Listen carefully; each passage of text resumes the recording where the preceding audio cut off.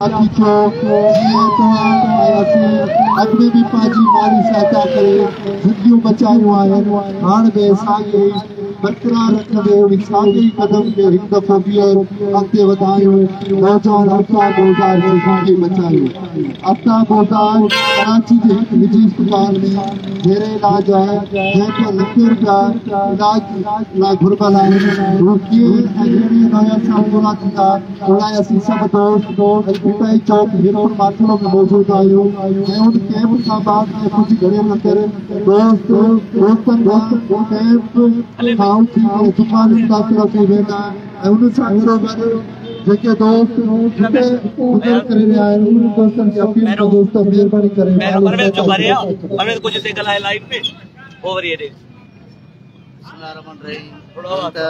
ख़बर है नौजवान आफ्ताब बोज़ार जी जिगर जो ट्रांसप्लांट थियण वारो आहे ऐं उनजी माली सहायता जे लाइ कैंप लगाई वई आहे।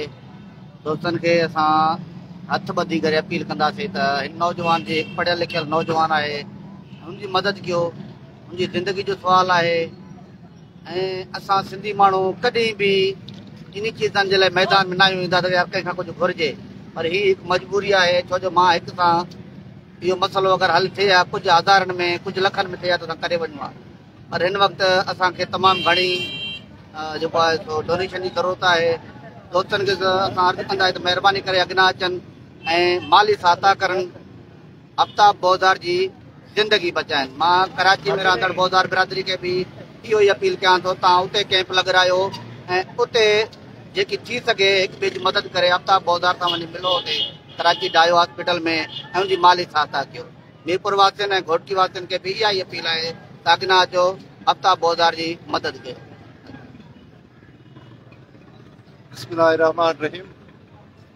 अचोड़े सूरनि वारियूं खरियूं सूर पचार। हीउ सूर को पहिरियों सूर न आहे ज़िले घोटकी वासियुनि वटि। हीउ सूर सदमा सख़्तियूं हमेशह असांजे सदाई पेच पातल आहिनि जेके असीं पाण में निभाईंदा पिया अचूं। हाणे बि उन साॻी नोयत खे बरक़रार रखंदे कॾहिं बरसातनि जी सूरत में, कॾहिं बीमारियुनि जे सूरत में, कॾहिं वॾेरनि ऐं कामोरनि जी सूरत में पाण सदाई ॾुख ॾिठा आहिनि। हाणे बि असांजो हिकु नौजवान आफ्ताब बोज़ार जेको हिकु ग़रीब घराणे सां तालुक़ु रखंदड़ दोस्त आहे, जेको मीरपुर माथुरो जो हिकु इरादी इलाइक़ो आहे जेको हयाती था पियो, हुन सां तालुक़ु रखे थो पियो। हू फिरजण जो पंहिंजो कारीगर हो जेको कराची में पंहिंजा बच्चा पाले रहियो। हू हिन वक़्तु कराची जे डाओ अस्पताल में ज़ेरे इलाज आहे जिगर जहिड़े मूली मर्ज़ में। जिगर जो इलाज जे लाइ हुन सां पंहिंजा डोनर बि गॾु आहिनि। हुन लाइ तक़रीबन 70 खां 75-80 लख रुपया घुर्बल आहिनि। हुन लाइ हुन पंहिंजा जेके बि पिरापटियूं हुयूं या हुनजा जेके पंहिंजा वसीला आया हुन पंहिंजा कुतुब आणे हुन पंहिंजी जान मथां क़ुर्बान करे छॾिया आहिनि। हू हाणे बेवस ऐं लाचार थी करे असांजी सूरत में अवां मीरपुर माथुरो ख़ुसूसी सोशल मीडिया जे प्लेटफॉर्म मूजिबि दोस्तनि जे हीअ आवाज़ छाकाणि त लखे दोस्त ॾिसी रहिया आहिनि ऐं उन्हनि खे तसल्सुल ॾींदो हलां त आफ्ताब बोज़ार हिकु पढ़ियो लिखियो ऐं गभरू नौजवान आहे। हुनजी तक़रीबन 30 साल एज आहे, जेको पंहिंजो ख़ानदान पाले रहियो। उन सां गॾोगॾु हू पंहिंजे जेको ओड़े पाड़े सां बि पंहिंजो सुठो हुनजा तालुकात हुआ। हाणे हू हिन वक़्तु कराची जे बिस्तर ते पियल आहे। हू छाकाणि पियल आहे, हू हिकु लाचार बणियल आहे।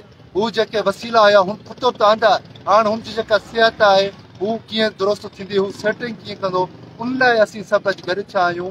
हीउ जेको वॾी रक़म आहे कहिड़े नोयत सां गॾु थींदी। असीं मीरपुर माथुरो में अॼु सुबुह खां 9 बजे कैंप जो इफ़्तिताह कयो आहे, जंहिंजो आगाज़ कयो आहे। हू शाम ताईं हलंदी।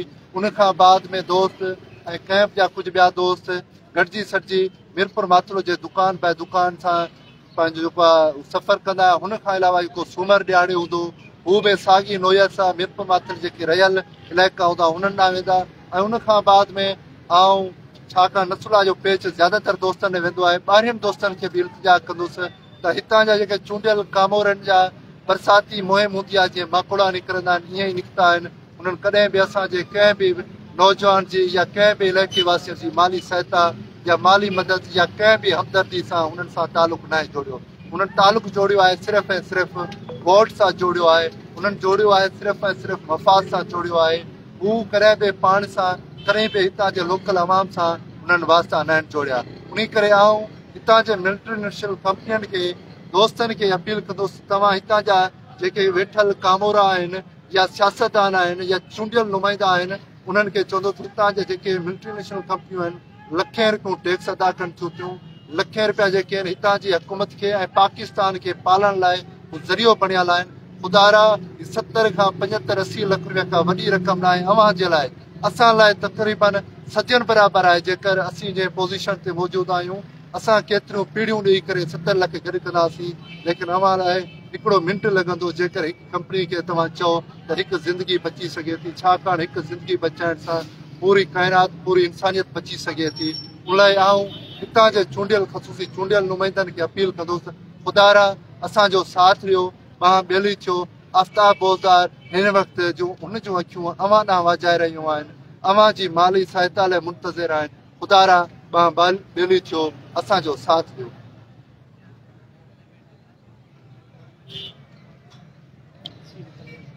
साथियों, ही माली सहायता कैंप नौजवान आफ्ताब बोज़दार जो हिते भिटाई चौक नीरो माथेले ते लॻल आहे। जेके भी दोस्त लाइव ॾिसी रहिया आहिनि, उन्हनि खे मां पर्सनली गुज़ारिश कयां थो, वधि में वधि हिन में हिस्सो वठो। अल्लाह तव्हांखे अजर ॾींदो। हर को भाइरनि वारो आहे, हर को बचड़नि वारो आहे। अॼु जेकॾहिं आफ्ताब सां गॾु पाण न बीहंदासीं, सुभाणे ॾुखे वक़्त में पाण सां बि गॾु बीहण लाइ केरु तयारु न हूंदो। इहो ऑटोमेटिकली अल्लाह जो ई कानून आहे। तव्हां सभिनी दोस्तनि खे गुज़ारिश कयां थो, भिटाई चौक ते पहुची माली मदद कयो त जीअं आफ्ताब जो इलाज कराए सघिजे। ही दोस्त इमदादी कैंप लॻायो वेठा आहिनि। दुकाननि ते बि हाणे थोरी देरि में निकिरंदा। जेके दोस्त लाइव ॾिसी रहिया आहिनि, तव्हां वटि जॾहिं ही दोस्त डोनेशन लाइ दुकाननि ताईं पहुचनि त पंहिंजी हैसियत आहिर हिननि जी मदद कयो त जीअं नौजवान आफ्ताब बोज़दार जी ज़िंदगी बचाए सघूं। तव्हांजे 10 रुपया, 10,000, लख, 10 लख ॾियण सां कंहिंजी ज़िंदगी बची सघे थी, त पोइ इन कम में देरि छो। अल्लाह तव्हां सभिनी खे ख़ुशि रखे। थी सघे थी लाइव वीडियो वधि खां वधि शेयर कयो, ऐं मां हिननि जो अकाउंट नंबर बि हिन लाइव सां गॾु मेंशन करे छॾां थो मथे स्टेटस में।